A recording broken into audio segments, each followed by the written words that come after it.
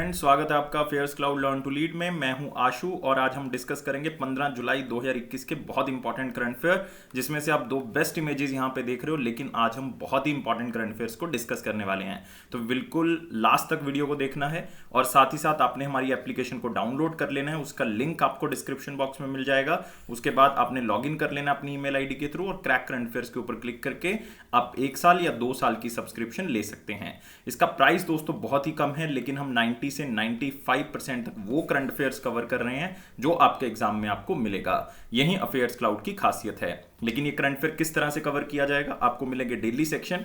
Daily में 3 तरह के सेक्शंस होंगे, detail current affair, question and answer format में, और एक होगा क्विज जो कि आप हमारी एप्लीकेशन के ऊपर डेली अटेम्प्ट कर सकते हो। वीकली सेक्शन होगा, वीकली में भी आपको 3 सेक्शंस मिलेंगे, detail current affair, question and answer format में, और एक होगा क्विज सेक्शन जो कि आप हर हफ्ते हमारी एप्लीकेशन के ऊपर अटेम्प्ट करोगे। मंथली सेक्शन होगा जो कि मोस्ट इंपॉर्टेंट है, 4 तरह की पीडीएफ्स मिलेंगी, detail current affair, question and answer format में current affair, best 100 current affair वो भी क्वेश्चन एंड आंसर फॉर्मेट में, और एक मिलेगी पॉकेट पीडीएफ, मतलब आप 2 लाइन या 3 लाइन में करंट अफेयर्स को जल्दी जल्दी में रिवाइज कर सकते हो इस पीडीएफ से। लेकिन आपकी प्रेपरेशन को और अच्छा करने के लिए हम आपको दे रहे हैं टॉपिक वाइज करंट अफेयर।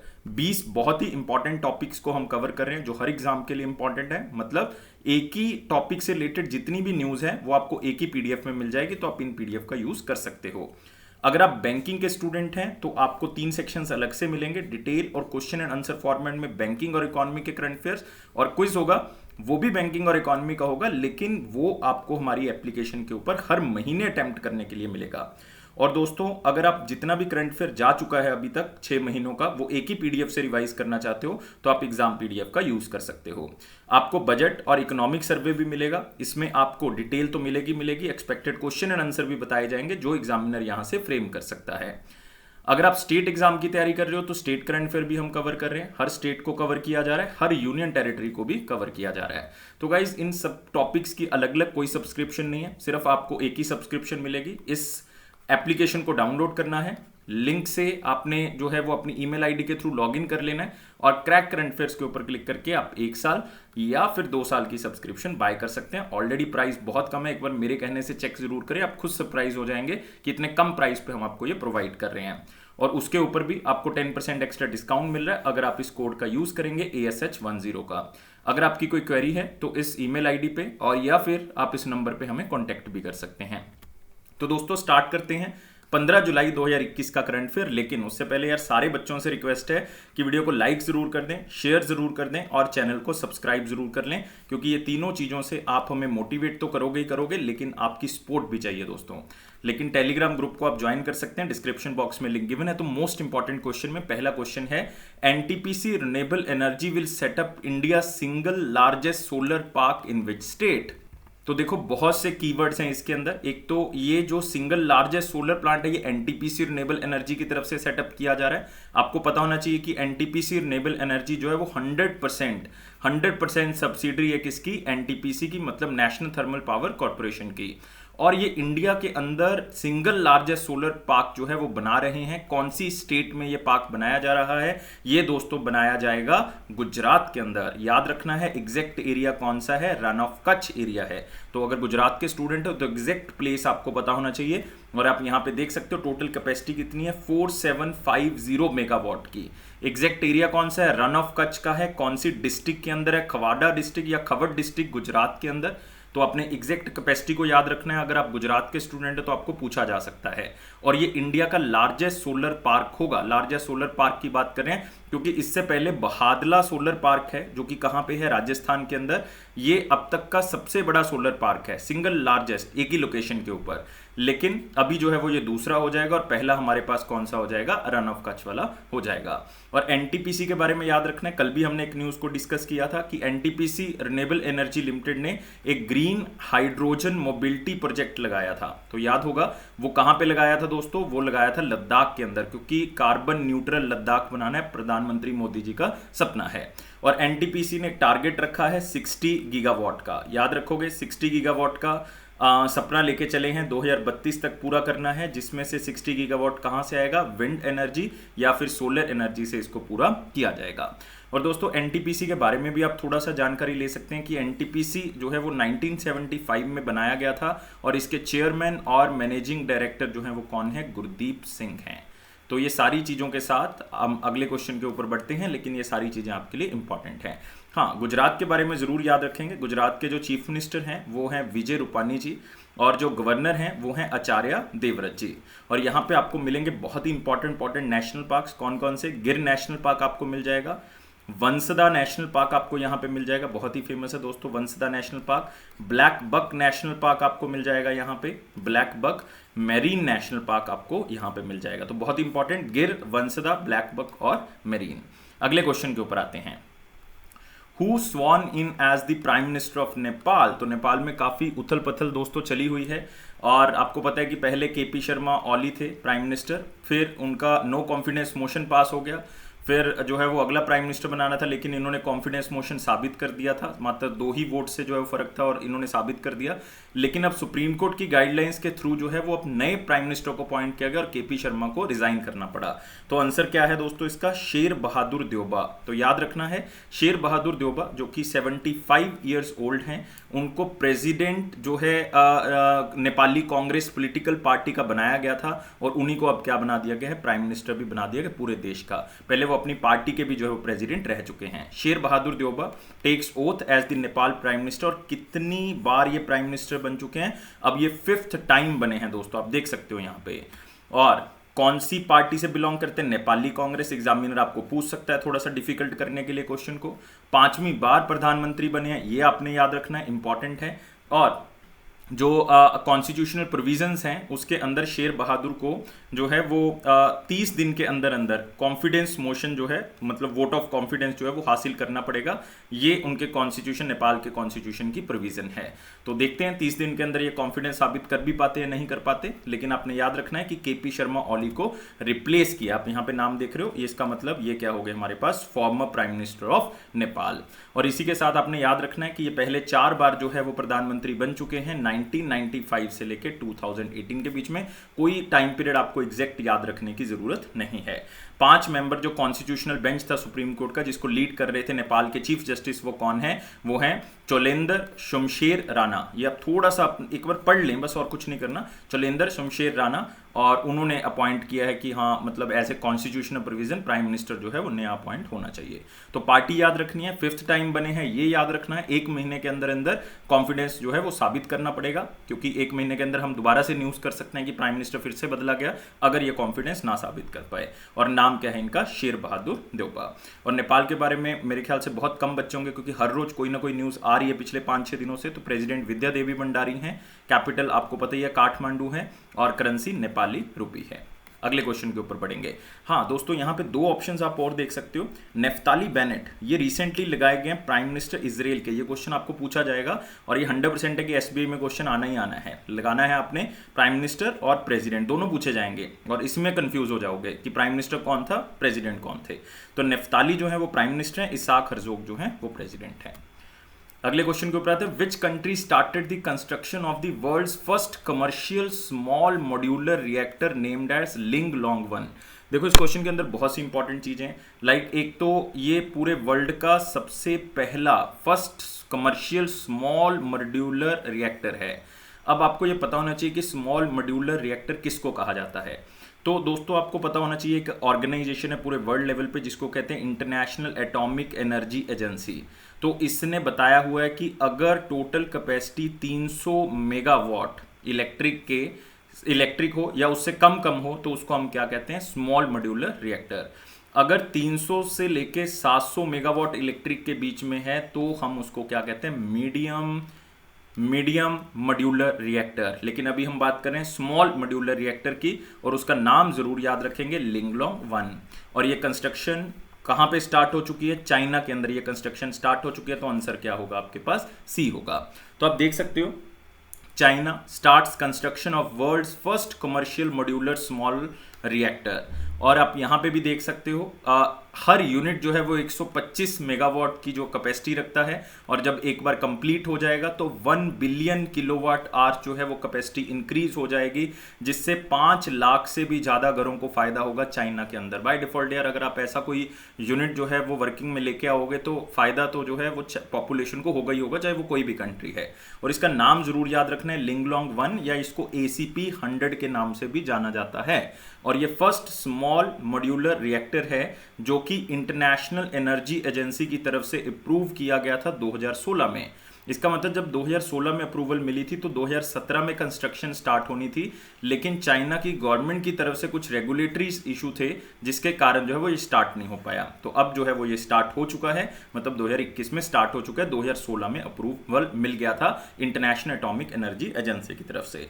और स्मॉल मॉड्यूलर रिएक्टर जो है वो फॉसिल फ्यूल्स की कंजम्पशन को कम करेगा, क्योंकि बर्डन ज़्यादा है। लाइक आप कह सकते हो कि कोल है हमारे पास, या जितने भी फॉसिल फ्यूल है उनके ऊपर बर्डन बढ़ रहा है। और वैसे भी हम एनर्जी कंजर्वेशन को प्रमोट कर रहे हैं पूरे वर्ल्ड के अंदर, जैसे आपने देखा NTPC सोलर पार्क लगा रहा है, तो हम एनर्जी कंजर्वेशन के ऊपर काम कर रहे हैं। और कार्बन एमिशन रिडक्शन के ऊपर भी काम कर रहे हैं, क्योंकि हर कंट्री ने 2050 तक कार्बन न्यूट्रल के फॉर्म में एग्जिस्ट करना है।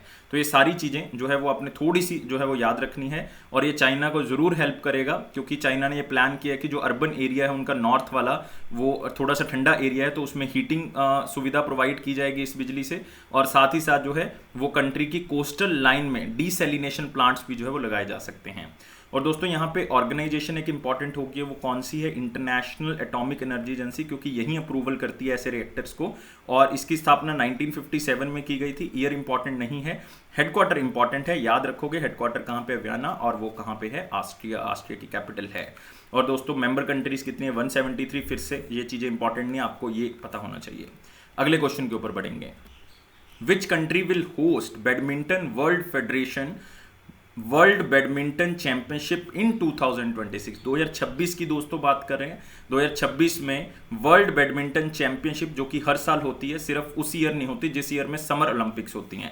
जैसे कि आपको पता है कि 2020 में समर ओलंपिक्स थी, तो ये 2020 में नहीं होगी, है ना। और 2024 में होनी है अब समर ओलंपिक्स, तो इसका मतलब ये 2024 में नहीं होगी।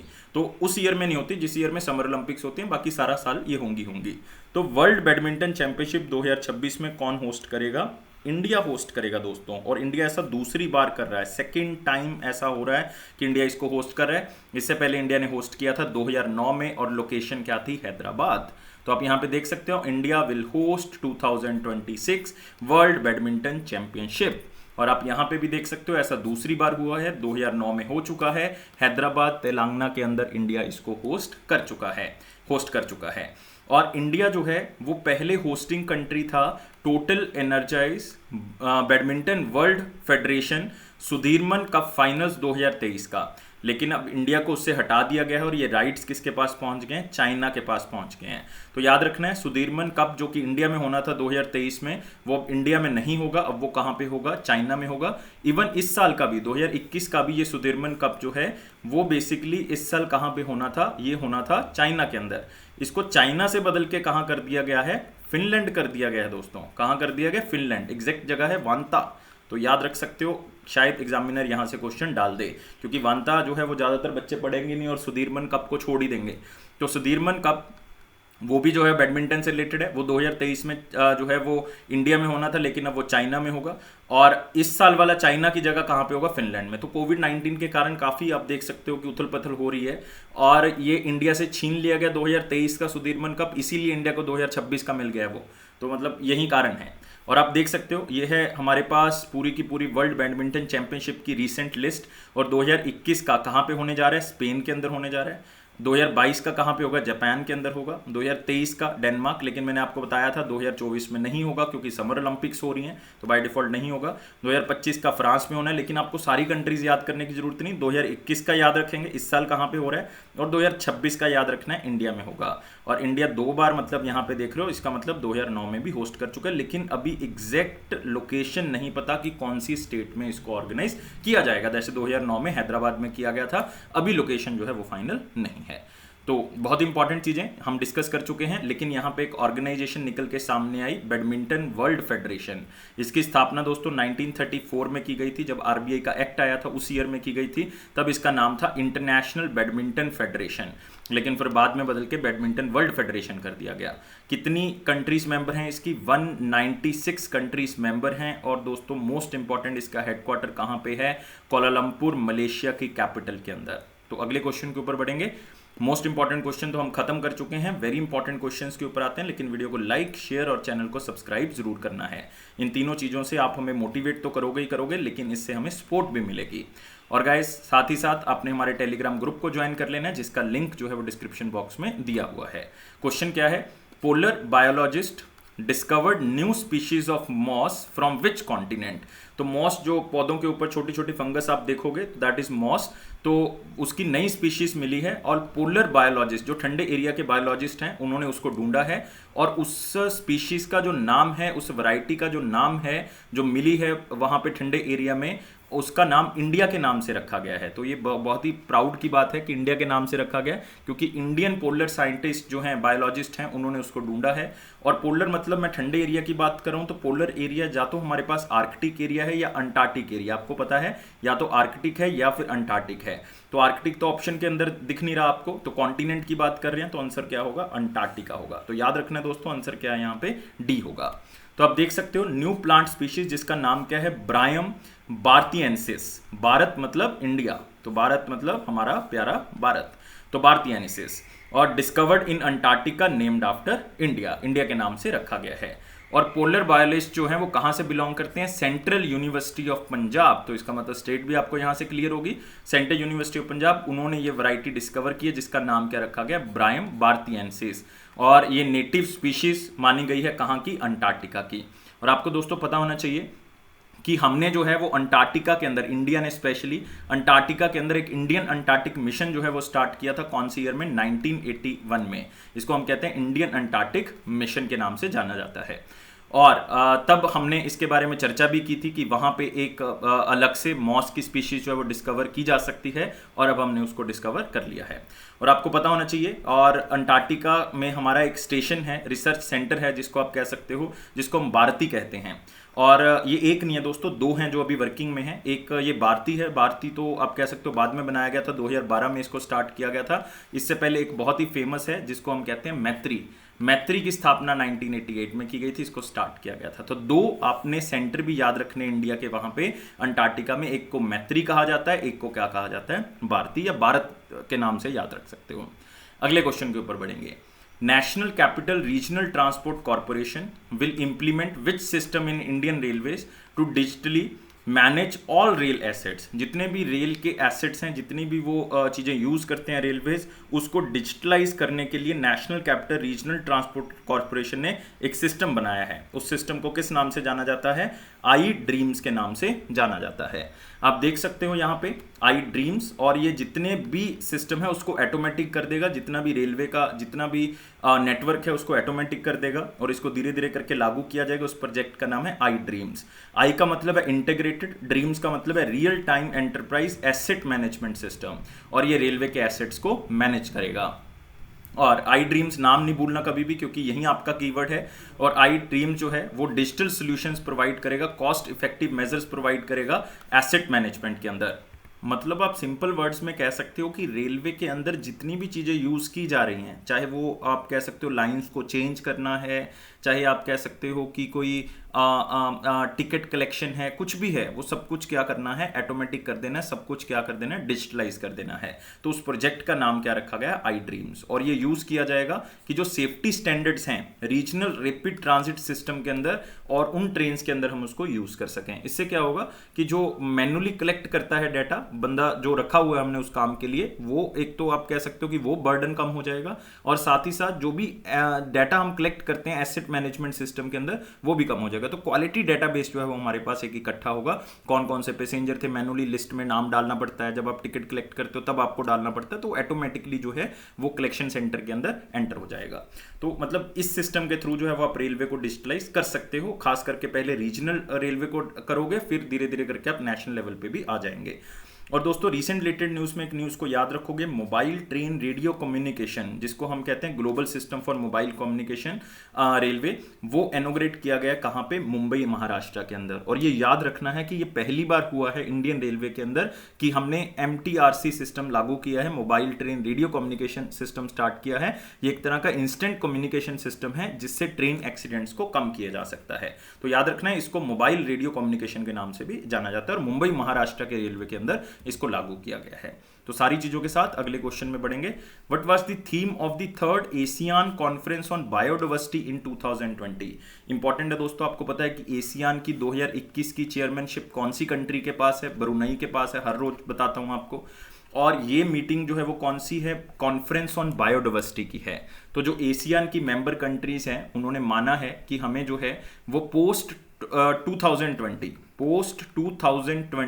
हमें ग्लोबल बायोडाइवर्सिटी फ्रेमवर्क के ऊपर काम करना पड़ेगा। ग्लोबल बायोडाइवर्सिटी फ्रेमवर्क, ये इंपॉर्टेंट होने वाला है वर्ड बहुत ज्यादा, ग्लोबल बायोडाइवर्सिटी फ्रेमवर्क, क्योंकि ये यूनाइटेड नेशन की तरफ से कुछ 21 पॉइंट्स जो हैं वो बताए गए हैं ग्लोबल बायोडाइवर्सिटी फ्रेमवर्क के अंदर, जिसको हमने अचीव करना है। और इसको अचीव कब तक करना है? 2050 तक हमने इसको अचीव करना है। तो ये टारगेट्स रखे गए हैं 2020 से लेकर 2050 तक, और इसको नाम दिया गया post 2020 global biodiversity framework. Time period याद रखना है दोस्तों, ग्लोबल बायोडाइवर्सिटी फ्रेमवर्क का टाइम पीरियड क्या है? 2020 से लेकर 50 तक। और इसीलिए इसका थीम भी क्या आएगा? Towards 2050 living in harmony with nature. तो ये थीम को आप याद कर लें।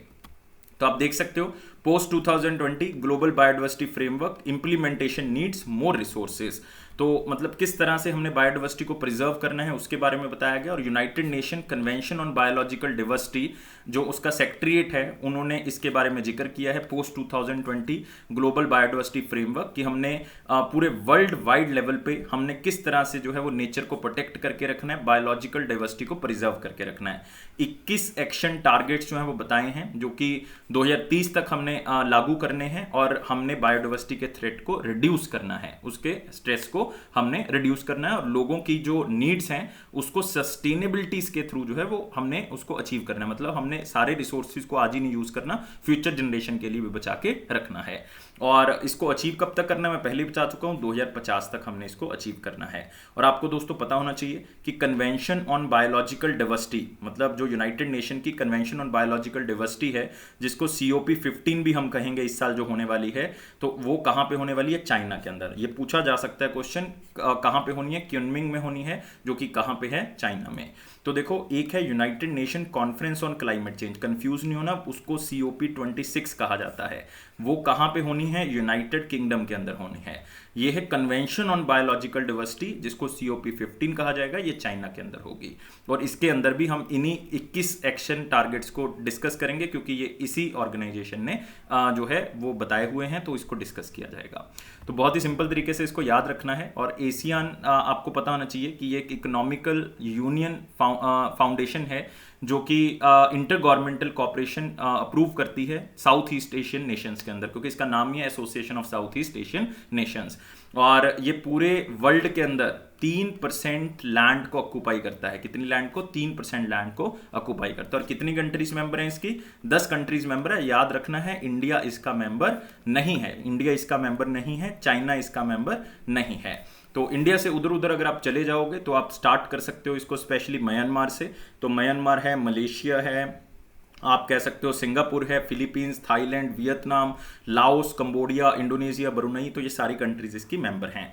और आपको पता होना चाहिए कि ये ऑर्गेनाइजेशन 1967 में स्थापित की गई थी, और इसका हेडक्वार्टर कहाँ पे है? जकार्ता के अंदर है, इंडोनेशिया के अंदर है। और इसके सेक्रेटरी जनरल कौन है इस टाइम पीरियड पे? HE दातो लिम। याद रखना है, HE दातो लिम जॉक होई पूरा नाम है, लेकिन HE दातो भी याद कर लेंगे, आंसर कवर हो जाएगा। और 2018 से लेकर 2022 तक इनकी अपॉइंटमेंट है। और चेयरमैन मैं आपको बता ही चुका हूं स्टार्टिंग में, ब्रुनई जो है वो एशियन का चेयरमैन है। अगले क्वेश्चन के ऊपर बढ़ेंगे। A book titled Urdu poets and writers James of the Deccan authored bye home. तो आपको पता होना चाहिए, जैसे ये इंडिया का एरिया है, तो मान लो ये इंडिया है, ऐसा तो नहीं है, लेकिन एक रफली मैं आपको शो कर रहा हूं।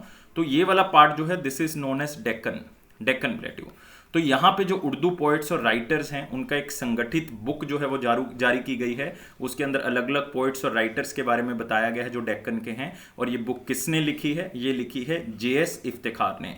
तो नाम याद रखेंगे, जेएस इफ्तिखार, उन्होंने इस बुक को लिखा है। और आप यहाँ पे देख सकते हो उस बुक का cover page, Urdu poets and writers और जेम्स ऑफ डेक्कन, और ये बुक जारी की है जेएस इफ्तिखार ने। और दोस्तों आप यहाँ पे देख सकते हो ये खास क्यों है, क्योंकि जो हमारे वाइस प्रेसिडेंट हैं वेंकैया नायडू जी, उनको ये बुक दी गई है एज ए गिफ्ट, आप कह सकते हो, उर्दू पोएट्स और राइटर्स वाली। और इस बुक के अंदर लिटरेचर और कल्चरल ट्रेडिशन के बारे में बताया गया है जो डेक्कन के अंदर है, खास करके हैदराबाद के अंदर, क्योंकि डेक्कन का जो मेन एरिया है वो हैदराबाद से ही जाना गया और हैदराबाद से ही उसकी उपलब्धि जो है वो सामने आई। और हैदराबाद बनाया था मोहम्मद कुली कुतुब शाह ने। तो वहां से लेके आज तक क्या चेंजेस आए हैं लिटरेचर और कल्चर में, इस बुक के अंदर बताए हुए हैं। तो एक तरह की कलेक्शन है ये, जो आप कह सकते हो कि पोइट्री है, जो लाइफ है, जो आप कह सकते हो कि जो राइटर्स हैं डेक्कन रीजन के, उसको हाईलाइट करती है।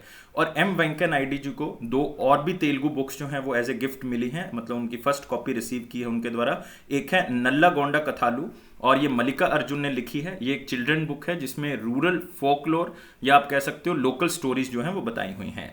एक है मनवोत्तम राम, ये सत्याकाशी भार्गव ने लिखी है इस बुक को, ये भी तेलुगु में लिखी है। इसमें 16 क्वालिटीज जो भगवान राम की लिखी हुई हैं उसके बारे में बताया हुआ, और किस तरह से वो इन 16 क्वालिटीज के कारण जो है वो एक आइडियल ह्यूमन बीइंग के, मतलब परफेक्ट ह्यूमन बीइंग के नाम से जाने गए।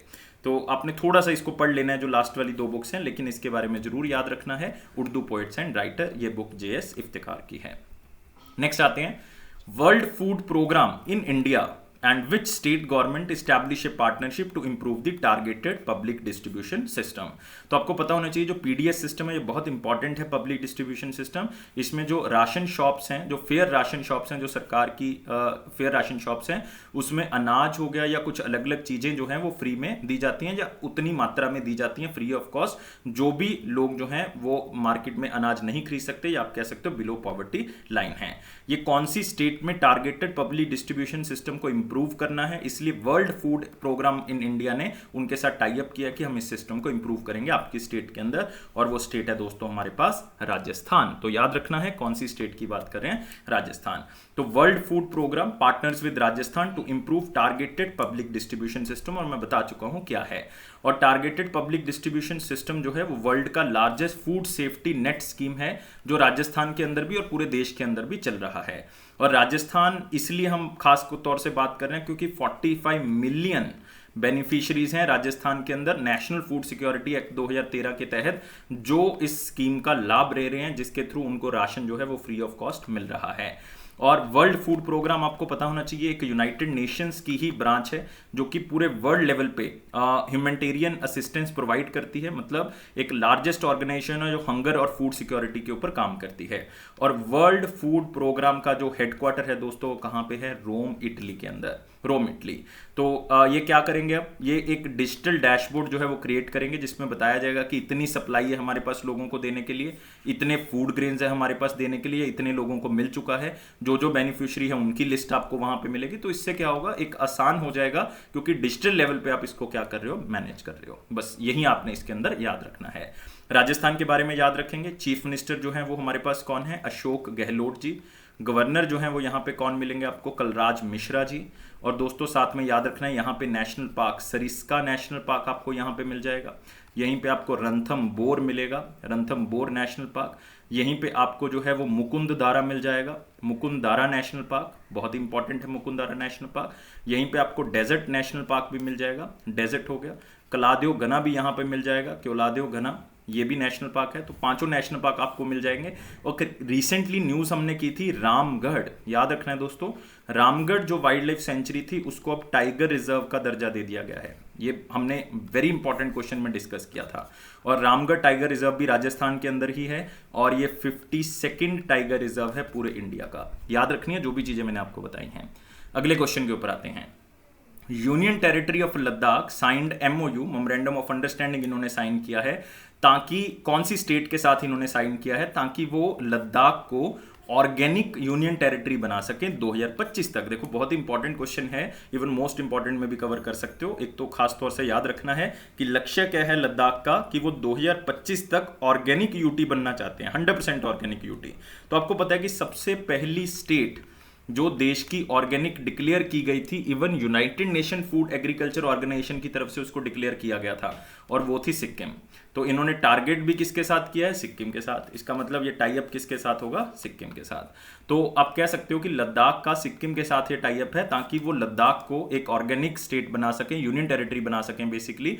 और इन्होंने ये टाई अप किया है Sikkim state organic certification agency के साथ, और ये 2 स्कीम्स को इंप्लीमेंट करेंगे लद्दाख के अंदर। एक तो परंपरागत कृषि विकास योजना, ताकि पुराने जो कृषि के आप कह सकते हो मेथड्स हैं उसको यूज किया जा सके, और इसमें कोई फर्टिलाइजर वगैरह यूज ना किया जा सके। और मिशन ऑर्गेनिक डेवलपमेंट इनिशिएटिव, जिसको मोदी नाम दिया गया था, उसके तहत जो है वो ऑर्गेनिक हमने बनाना है खेती को।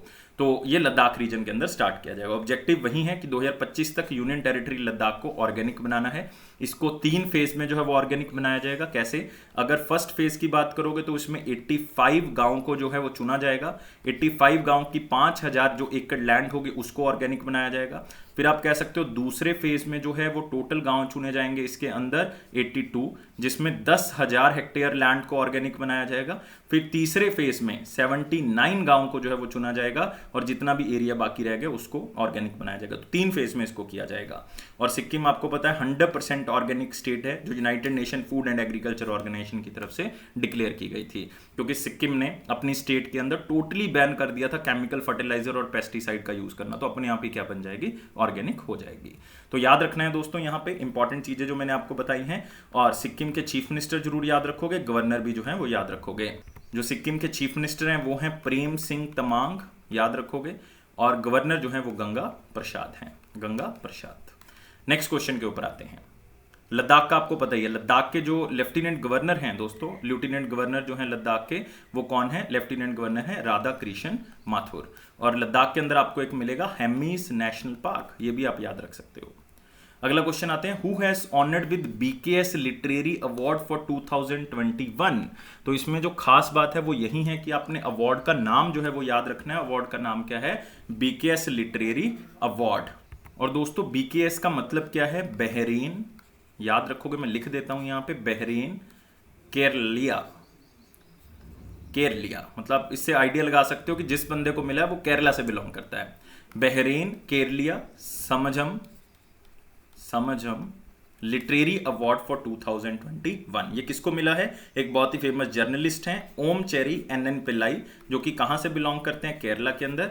और इनका मलयालम लिटरेचर के अंदर बहुत बड़ा योगदान है, तो उनको इसलिए सम्मानित किया गया है। तो आप देख सकते हो it is for his contribution to the Malayalam language, Malayalam language के कंट्रीब्यूशन के लिए। क्योंकि दोस्तों एक जर्नलिस्ट भी हैं, एक प्ले राइटर भी हैं, एक नॉवलिस्ट भी हैं, एक आप कह सकते हो पोएट भी हैं। तो मतलब इतनी सारी उपलब्धियां, इतने सारे अलग अलग वैरायटी ऑफ रोल्स ये प्ले करते हैं, और वो भी कौन सी लैंग्वेज को प्रमोट करते हैं? सब में मलयालम। मतलब जर्नलिस्ट में भी, प्ले राइटर में भी, नॉवल में भी, पोएटिक में भी ये मलयालम लैंग्वेज को प्रमोट करते हैं। कौन सी स्टेट से बिलोंग करते हैं? केरला से। कितनी राशि दी गई है? 50,000 से इनको सम्मानित किया गया है मलयालम लैंग्वेज और लिटरेचर को प्रमोट करने के लिए। सिर्फ नाम याद रखेंगे, नाम क्या है? ओमचेरी एनएन पिल्लाई या ONN पिल्लाई, किसी भी तरह से याद कर ले, केरला से बिलोंग करते हैं। अगले क्वेश्चन के ऊपर आएंगे। एक स्टार्टअप इंक्यूबेटर है, ये स्टेट लेड स्टार्टअप इंक्यूबेटर है, और ये इंडिया का पहला किसी स्टेट के द्वारा स्टार्ट किया गया था। हैदराबाद स्टार्टअप कह सकते हो, तेलंगाना का कह सकते हो, इसलिए इसका नाम है T hub. In partnership with whom has launched a new program called AIC T hub foundation. तो दोस्तों आपको पता है कि ये टी हब जो है वो एक स्टार्टअप इंक्यूबेटर है, मतलब जो भी नया स्टार्टअप करना चाहता है ये उनको हेल्प करेंगे। और इन्होंने एक ऑर्गेनाइजेशन के साथ टाई अप किया है और एक नई फाउंडेशन बनाई है AIC टी हब फाउंडेशन। ये स्टार्टअप्स को प्रोत्साहन करेगी। लेकिन इसमें खास बात क्या है? कौन से स्टार्टअप्स को? जो हेल्थ से जुड़े हुए होंगे उनको आगे बढ़ाया जाएगा। और ये टारगेट किसके साथ करेंगे? अटल इनोवेशन मिशन के साथ। मतलब नीति आयोग का जो अटल इनोवेशन मिशन है उसके साथ मिलके ये टी हब जो है वो उन स्टार्टअप्स को आगे बढ़ाएगा जो हेल्थ सेक्टर से रिलेटेड हैं। तो आप यहां पे देख सकते हो T hub and Atal innovation mission इस हेल्थ टेक स्टार्टअप्स को आगे बढ़ाएंगे। और इसका मेन एम है कि हम जो है लाइफ साइंस और हेल्थ सेक्टर्स के अंदर स्टार्टअप्स को आगे बढ़ा सकें।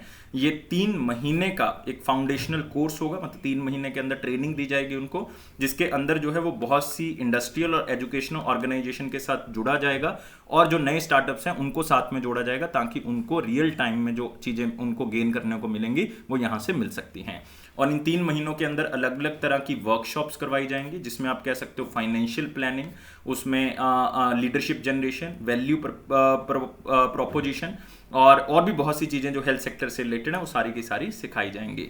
इससे क्या होगा कि नए आइडियाज़ जो हैं वो आगे आएंगे, नए प्रोफेशनल जो हैं वो हेल्थ सेक्टर के अंदर आगे आएंगे और नए स्टार्टअप्स हेल्थ सेक्टर के अंदर इंप्रूव होंगे और देश जो है वो हेल्थ के अंदर आगे बढ़ेगा।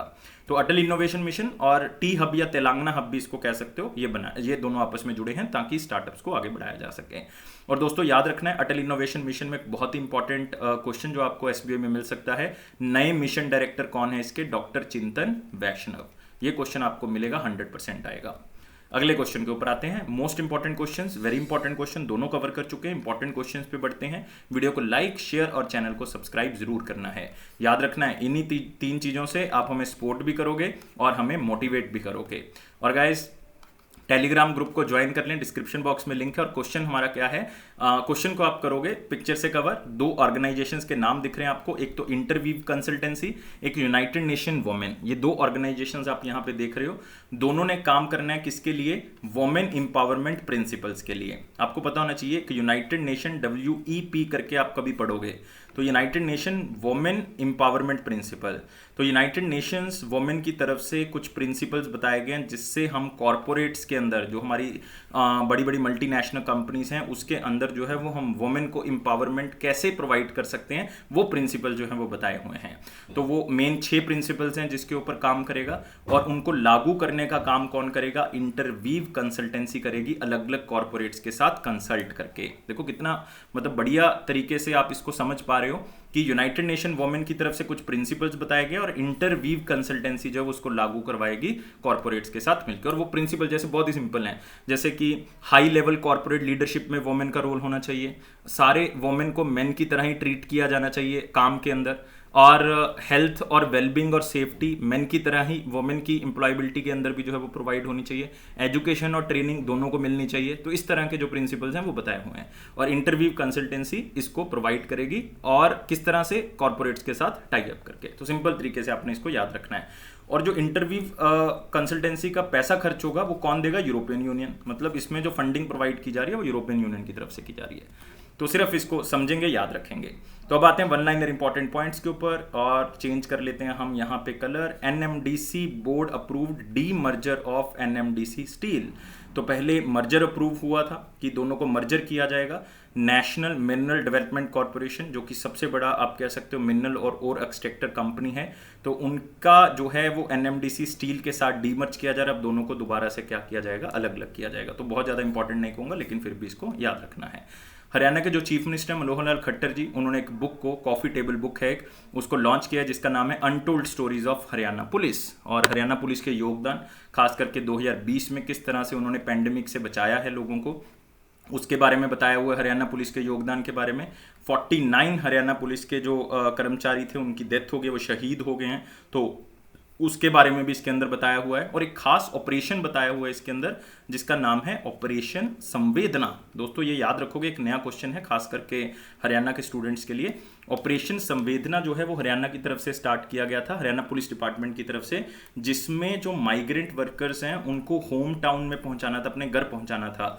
और हरियाणा गवर्नमेंट का अगर डाटा देखें तो उन्होंने 4 लाख माइग्रेंट वर्कर्स को उनके घर पे पहुंचाया है। तो ये है हरियाणा ऑपरेशन संवेदना। और हरियाणा के चीफ मिनिस्टर मनोहर लाल खट्टर जी, और नए गवर्नर कौन है दोस्तों? बंडारू दत्तात्रेय जी। ये पहले हिमाचल के थे लेकिन अब किसके हैं? गवर्नर हरियाणा के। Next, China India trade crossed $57 billion first half of the 2021 despite disturbed bilateral ties. आपको पता है वैसे तो चाइना और इंडिया के रिलेशन कुछ खास अच्छे नहीं है। लद्दाख वाले एरिया के अंदर आप देखोगे कभी उनकी फौज आगे आती है, फिर हम भेजते हैं, वो रोकते हैं, फिर वो पीछे जाते हैं। तो उसके होते हुए भी हमारा ट्रेड चाइना के साथ इंक्रीज हुआ है दोस्तों। आप कह सकते हो टोटल अगर आप ट्रेड की बात करोगे एक्सपोर्ट इंपोर्ट की, तो 62.7% इंक्रीज हुआ है, बहुत बड़ी बात है। और अगर सिर्फ आप इंडिया के एक्सपोर्ट की बात करोगे चाइना को, तो वो 69.6% इंक्रीज हुआ है। और अगर आप इंपोर्ट की बात करोगे तो 60% जो है वो इंक्रीज हुआ है। तो मतलब चाइना के साथ हमारा एक्सपोर्ट और इंपोर्ट दोनों ही इंक्रीज हुए हैं। फिर से ये चाइना जनरल एडमिनिस्ट्रेशन, मतलब ये चाइना का ऑफिशियल डाटा है जो उन्होंने बताया है। नेक्स्ट, बाबर आजम जो है वो फास्टेस्ट क्रिकेटर बन चुके हैं। 14 मतलब 14 ओडीआई सेंचुरीज बनाने वाले, मतलब 14 ओडीआई सेंचुरी बनाने वाले सबसे फास्टेस्ट क्रिकेटर बन गए। ये उन्होंने रिकॉर्ड हासिल किया 81 इनिंग्स के अंदर, 81 इनिंग्स के अंदर। इससे पहले ये रिकॉर्ड जो है वो हाशिम अमला के पास था। हाशिम अमला कहाँ से बिलोंग करते हैं? साउथ अफ्रीका की टीम के प्लेयर हैं। उन्होंने ये रिकॉर्ड हासिल किया था 84 इनिंग्स के अंदर। लेकिन बाबर जो आजम है आगे बढ़ते जा रहे हैं, बहुत ही अच्छे क्रिकेटर हैं पाकिस्तान से, और इन्होंने ये रिकॉर्ड 81 इनिंग्स में हासिल कर लिया। जबकि विराट कोहली ने ये रिकॉर्ड जो है वो 103 इनिंग्स में हासिल किया था। 103 इनिंग्स उन्होंने खेली, फिर उन्होंने 14 ओडीआई सेंचुरी बनाई थी। अब तो विराट कोहली काफी आगे निकल गए। विराट कोहली की 43 सेंचुरीज हो चुकी हैं। सचिन तेंदुलकर की सबसे ज्यादा है पूरे वर्ल्ड के अंदर, 49 सेंचुरीज हैं। शायद विराट कोहली इसको कर सकते हैं, लेकिन पहला ही है। गॉड ऑफ क्रिकेट एक ही है।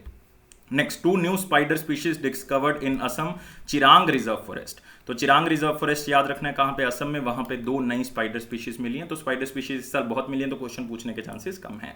Next, external affair minister Jaishankar ji जो है वो रशिया जाके आए 3 दिन, और 2 दिन जॉर्जिया जाके आए हैं। और वहां पे उन्होंने कई टाई अप्स किए हैं, खास करके रशिया आप कह सकते हो, क्योंकि रशिया जो है वो आप कह सकते हो कि एक बहुत बड़ा सहयोगी है इंडिया का, और हमेशा हेल्प करता है इंडिया की, और हम भी जो है वो बहुत सहयोग करते हैं।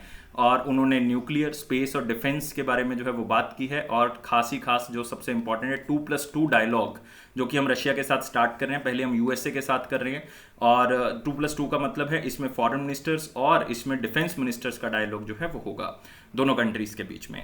और जॉर्जिया के अंदर महात्मा गांधी जी के एक स्टैचू जो है वो अनवील करके हैं, वहां पे उसके ऊपर पर्दा उठा के आए हैं। वो हैं हमारे पास external affair minister S Jaishankar ji. और रशिया के बारे में दोस्तों याद रखना है, रशिया की कैपिटल आप सबको पता है मॉस्को है, और करेंसी कौन सी है? रूबल है।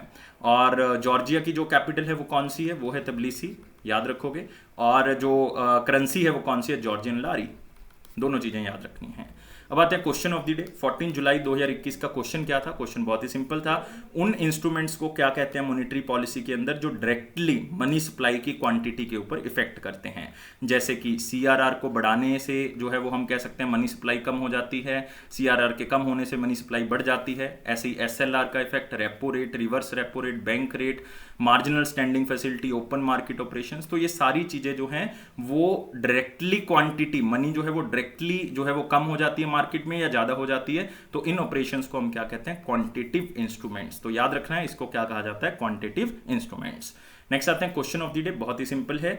Opening of the maximum of ATM is an example of which of the following. ज्यादा से ज्यादा एटीएम खोलने को हम क्या कह सकते हैं? तो यहां पे आपने मुझे कमेंट बॉक्स के अंदर आंसर बताना। डायरेक्ट क्वेश्चन है, सिंपल स्टैटिक क्वेश्चन है, जितना लिखा हुआ उतने से ही आपने आ जाना। इसमें कोई डेफिनेशन नहीं है, क्या होता है कुछ नहीं है, सिंपल क्वेश्चन है। तो कमेंट बॉक्स में आंसर बता दें।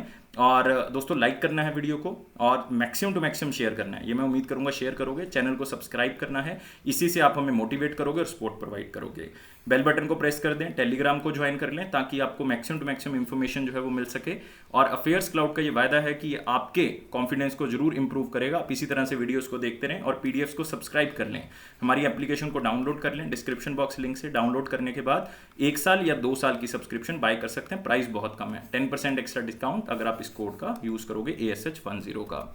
और गाइस इस वीडियो को देखने के लिए बहुत बहुत शुक्रिया। इसी तरह से सपोर्ट करते रहें और हमेशा खुश रहें। खुश रहेंगे तो एग्जाम जरूर क्लियर होगा, जल्दी होगा।